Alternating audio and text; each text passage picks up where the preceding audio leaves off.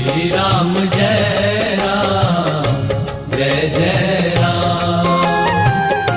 श्री राम जय राम जय जय राम। श्री राम जय राम जय जय राम। श्री राम जय राम जय जय राम। श्री राम जय राम जय जय राम। श्री राम जय राम जय जय। कैसे अटपटे दिखते होंगे। शंकर जी 5 मुख वाले हैं, ब्रह्मा जी 4 मुख वाले हैं। ये तो बड़े विचित्र विचित्र लोग हैं। हमें तो राम रूप चाहिए। तो अंग अंग पर वारियां कोटि कोटि सतकाम। जनकपुर की जो नागरियां हैं, महिलाएं हैं, कन्याएं हैं, बहनें हैं, वही भगवान का सही स्वरूप का मूल्यांकन कर सकें। वैसे हमारे पास शब्द नहीं मिला, इसलिए हमने मूल्यांकन बोल दिया है। खोज रहे थे, शब्द नहीं आया। तो उनका कहना है कि अंग अंग पर वारिये कोटि कोटि सतकाम। करोड़ों करोड़ों सतकाम जो है, अरबों सतकाम एक एक अंग पे अगर निछावर कर दिए जाए तो भी थोड़ा है। ऐसा रूप आज तक देखने को नहीं मिला। त्रिदेव की सुंदरता सुनी थी, परंतु उनके विषय में यह भी सुन रखा है, विष्णु 4 भुजा वाले, ये सब। तो कहने का मतलब यह है कि 4 भुजा वाले, अभी सुतीक्षण जी ने जब देखा हृदय चतुर्भुज रूप दिखावा, जब भगवान श्री राम ने कृपा करके अपना चतुर्भुज रूप दिखाया तो श्री राम, तो कहने का मतलब चतुर्भुज रूप के प्रति ही क्यों आग्रह है। परमात्मा तो बहुत दयालु है। अर्जुन को भी ऐसी एक इच्छा हो गई थी, तो भगवान ने विराट रूप दिखाया। अर्जुन भयभीत हो गया, कहा कि नहीं नहीं बस बहुत हो गया, अब नहीं देखना चाहता मैं। फिर भगवान ने उसको चतुर्भुज रूप दिखाया, थोड़ी शांति आई। परंतु जो कन्हैया 2 भुजा वाला है, उससे अधिक चतुर्भुज होगा नहीं कहा जा सकता। तो ठीक है, अगर भावना है चतुर्भुज रूप की, तो परमात्मा के लिए कोई कठिन नहीं है। वो असंख्य रूप धारण करने में समर्थ है, असंख्य रूप, और भक्तों की भावना के अनुरूप। परंतु लिखा है कि ये सब इतना सुंदर है, तो चतुर्भुज रूप कितना सुंदर होगा। तो उसके विषय में ये सुंदरता जो है ना, ये सिर्फ एक कल्पना है। सुंदरता एक मन की धारणा है। आप देखेंगे जो चाइना में, चीन में मंगोलियन जाति है, चपटी नाक है, एक दाढ़ी में एक आध बाल है, पीला रंग है, कद छोटा है, उसी में उनको लोग सुंदर दिखाई देते हैं। ये क्या पकौड़ी जैसी नाक है।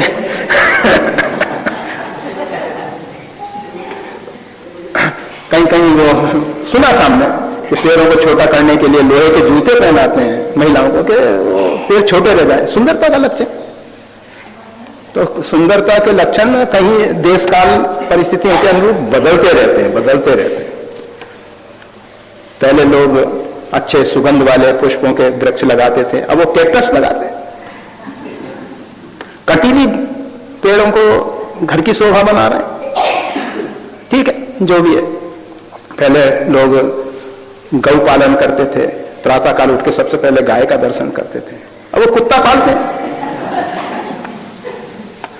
उसको डोरी पकड़ के ले जाते हैं, वो इधर जाता है, इधर जाता है। तो ये सब मतलब बदलता रहता है, लोगों के आकर्षण बदलते रहते हैं। तो सुंदरता तो भाई सिर्फ भावना में है। जो हमको प्रिय लगता है वही हमको सुंदर लगने लगता है। जो हमको प्रिय लगता है उसी में सुंदरता दिखाई देने लग जाती है। सुंदरता कहीं इस हम तो बहुत बार क्या करते हैं, अनुवीक्षण यंत्र से, माइक्रोस्कोप से इस शरीर को देखेंगे तो ये नाक के क्षेत्र बड़ी बड़ी गुफाएं दिखेंगी, नेत्र और ये सब क्या दिखेगा। किसी के स्वरूप को सही देखने के लिए यंत्र से देख रहे हैं कि बड़ा करके दिखाया ही है तो सही स्वरूप दिख जाएगा। अगर हम अपने चेहरे को उसमें देख लेना एक बार तो ऐसा भयंकर लगेगा कि हम भयभीत होने लग जाएंगे। तो ये सुंदरता काल्पनिक है। परमात्मा सत्यम शिवम सुंदरम, जो सत्य स्वरूप है, जो सबका हितकारी है, सबका कल्याणकारी है, वही सुंदर है, वही सुंदर है। फिर भी लिखते हैं तो ठीक है, अगर चतुर्भुज रूप के प्रति आग्रह है तो भगवान नारायण दयालु हैं, चतुर्भुज रूप में दर्शन देंगे। वैसे मांडवगढ़ एक जगह है जहां चतुर्भुजी राम जी हैं, लक्ष्मण जी हैं, सीता जी हैं, तीनों हैं। उसमें बीच में मध्य में जो है चतुर्भुजी राम है। मांडवगढ़ नर्मदा कुंड है, वहां परिक्रमावासी वहां जाते हैं। तो अभी तक वहां एक चतुर्भुजी राम का दर्शन हुआ है। और हिमालय में, उत्तराखंड में देवप्रयाग जो है, रघुनाथ जी का क्षेत्र कहा जाता है, वहां भगवान श्री राम का विग्रह है, रघुनाथ जी का मंदिर है। तो उसमें चतुर्भुजी नारायण का विग्रह है, उसको ही धनुष बाण धारण करा देते हैं। और राम जी का क्योंकि स्वरूप है। और भय प्रकट कृपाला में भुजचारी आता है। तो कुछ लोग उसका अर्थ इस प्रकार से करते हैं, चार भुजा वाले भगवान नारायण प्रकट होकर दर्शन दिए, जो भी है तो अच्छा है। और अब उसके विषय में सिर्फ इतना ही है कि भगवान जाकी रही भावना जैसी, प्रभु मूरत तिन देखी तैसी, जिसकी जैसी जैसी भावना होती है उसके लिए भगवान उस रूप में कृपा कर देते हैं। तो चतुर्भुज रूप में भी कृपा करेंगे, जरूर करेंगे, अगर उसके प्रति आग्रह होगा तो। अब दूसरी बात लिखते हैं, सबके हृदय में भगवान बैठे हैं तो फिर निंदा और भेदभाव क्यों। इसके विषय में हमेशा कहा जाता है कि ज्ञानियों की दृष्टि में ना तो निंदा है ना भेदभाव है। देखई ब्रह्म समान जग माही, ज्ञान मान जहां एकौ नाही, देखई ब्रह्म समान जग माही। ज्ञानी की दृष्टि में कोई भेदभाव नहीं है, उनकी दृष्टि में सब समान है। परंतु जब तक हम उस स्थिति पे नहीं पहुंचते, वासुदेवम सर्वमिति, जिसकी दृष्टि में सर्वमिति वासुदेव है, स महात्मा दुर्लभ, वो महात्मा अत्यंत दुर्लभ है। और ये भेद इसीलिए आता है, अज्ञान के कारण आता है, नासमझी के कारण आता है। और जब तक वो निर्गुण निराकार जो ब्रह्म है हृदय में सगुण साकार रूप में नहीं आएंगे। बहुत बार कहा गया कि जब तक परमात्मा अव्यक्त रूप में हमारे अंदर विराजमान है, जैसे काष्ठ में अग्नि छिपी हुई है, तो ना तो उससे ताप मिलता है ना उससे प्रकाश मिलता है। और वही अग्नि जब व्यक्त हो जाती है, काष्ठ में से व्यक्त हो जाती है, प्रकट हो जाती है, तो उससे ताप और प्रकाश मिलता है। उसकी ऊष्मा से हम अपने शीत निवारण कर सकते हैं, उसके प्रकाश में हम सब कुछ देख सकते हैं। इसी प्रकार से वो परमात्मा जब सगुण साकार रूप में व्यक्त होते हैं, तब ये मन के जितने भी दुर्भाव हैं वो दूर हो जाते हैं। और जब तक वो परमात्मा अव्यक्त रूप में है, इस कारण से सारे संसार में ये बेमनस्यता है, एक दूसरे के प्रति द्वेष है, घृणा है, निंदा है, भेदभाव इत्यादि। तो ये जब तक परमात्मा सगुण साकार रूप में हृदय में प्रकट नहीं होंगे, तब तक ये भाव बना रहेगा। ये सब देखते हैं तो हृदय में दुख होता है। देखने की जरूरत ही नहीं है। मूंदा आंख कतम को नहीं, आंख बंद कर ली कोई नहीं दिखाई देगा। संसार इसी प्रकार से रहा है, रहेगा। हम संसार को सुधार नहीं सकते। इसलिए अच्छा यह है जो इन्होंने लिखा है कि एकांत में बैठ के भजन करना अच्छा लगता है, एकांत में भगवान का स्मरण करना पसंद करते हैं। अच्छी बात है, बस एकांत में रहो। गांधी जी के 3 बंधन, नेत्र बंद किए हुए, कान बंद किए हुए, ओष्ठ बंद किए हुए। बस नेत्र बंद करके, श्रवण बंद करके, ओष्ठ बंद करके आत्मचिंतन में बैठे रहो। गांधी जी ने उसका गलत अर्थ लिया कि बुरा मत देखो। स्कूल में बच्चों को पढ़ाते हैं, ये जो स्कूल में अध्यापक अध्यापिकाएं हैं ना,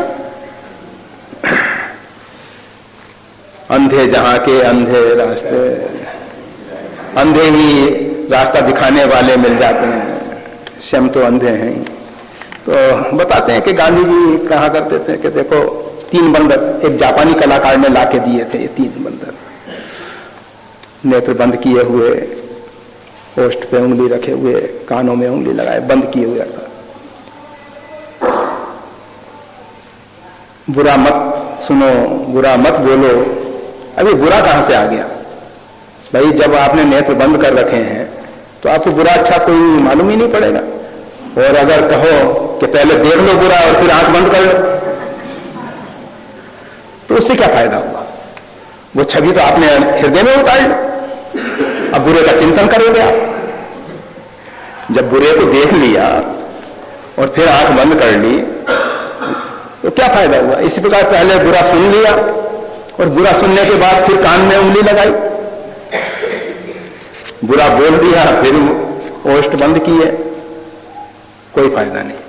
वो 3 बंदर ये कह रहे हैं, नेत्र को बंद करो, श्रवण को बंद करो, ओष्ठ को बंद करो, अंतर्मुखी साधना में प्रवेश करो, अपने अंतरस्थ छिपे हुए परमात्मा के साथ रमन करो, उस परमात्मा के पास बैठो, उसका चिंतन करो, मनन करो, ध्यान करो। जिस जिस प्रकार से आप उस परमात्मा के साथ जुड़ सकते हैं जुड़ें, बाह्य जगत से हटके। और जब अंदर आपके परमात्मा का साक्षात्कार हो जाएगा तो फिर ये बाहर वो परमात्मा ही भिन्न भिन्न नाम रूप में लीला करता हुआ दिखाई देगा। फिर उसके प्रति आप द्वेष भाव नहीं रख सकोगे, उसके प्रति घृणा नहीं होगी। ये सुनिश्चित तथ्य है। अगर जिससे आप प्रेम करते हैं वो किसी को मारेगा ना, वो भी आपको अच्छा लगेगा। प्रेमी की मार भी अच्छी लगती है। तो परमात्मा फिर जो भी करेंगे वो सब गुण हो जाएंगे, अवगुण भी गुण बन जाएंगे। जब तक हम परमात्मा को नहीं देख पा रहे हैं तभी तक हमको गुण भी अवगुण दिखाई दे। तो अच्छा है, बस इसके विषय में और ज्यादा तो कुछ नहीं कहने हैं। जय श्री राम।